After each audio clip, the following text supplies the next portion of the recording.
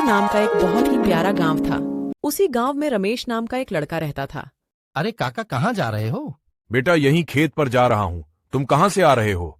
मैं तो बस यहीं था, शाम होने को है सो घर जा रहा हूँ। हाँ, तुम्हें और है क्या काम? ठीक है, अब जाओ घर। फिर रमेश अपने घर चला गया और टीवी देखने लगा।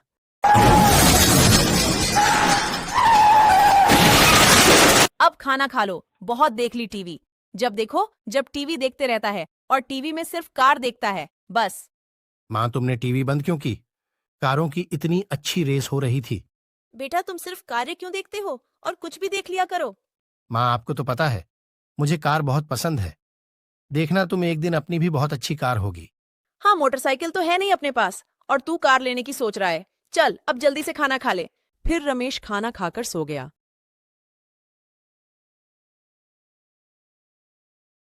माँ, मेरी गुल्लक दो मुझे। क्यों बेटा, तुझे क्या करना है गुल्लक का? अरे माँ, मुझे कार लेना है, तुम जल्दी से गुल्लक दो। लेकिन कार तो लाखों की आती है, तुम्हारी गुल्लक में तो 2-3 हजार रुपये ही होंगे। माँ, मुझे सब पता है, तुम मेरी गुल्लक दो जल्दी।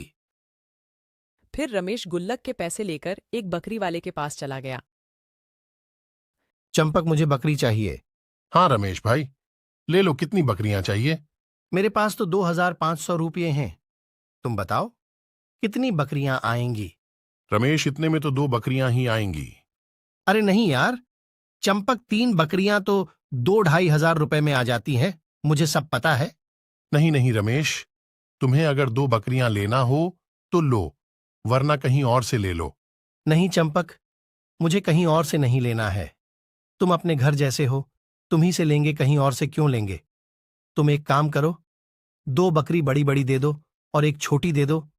इतना तो कर ही सकते हो चंपक। फिर चंपक ने रमेश को 2 बकरी बड़ी बड़ी और एक छोटी बकरी दे दी। फिर रमेश उन बकरियों को घर लेकर आ गया। फिर रमेश बकरियों को चराने लगा और देखते ही देखते 3 की 6 बकरी हो गई, 6 की 15 बकरी हो गई और 15 की 30 हो गई। अरे अब तो अपनी बहुत सारी बकरियां हो गई हैं। चलो अब इनको बेचकर भैंस लाते हैं, क्योंकि भैंस में दूध भी निकलता है, तो अपन दूध भी बेचेंगे, जिससे अपन को और भी ज्यादा फायदा होगा और अपनी कार भी जल्दी आ जाएगी। चलो अब इनको बेचते हैं और भैंसे लाते हैं। अब तो मजा आ जाएगा, बहुत ही जल्दी अपनी कार आने वाली है। चंपक भैंस भी भेजता था, तो रमेश बकरियां बेचकर चंपक के पास भैंस लेने के लिए चला गया। चंपक भाई, मुझे भैंसे चाहिए, जल्दी से अच्छी अच्छी भैंसे दे दो। अरे रमेश, तुम अभी कुछ दिन पहले तो बकरियां ले गए थे, अब भैंस लेने आ गए। बकरियां कहाँ गईं? हाँ चंपक भाई, अब हमारी बकरियां हमने बेच दी।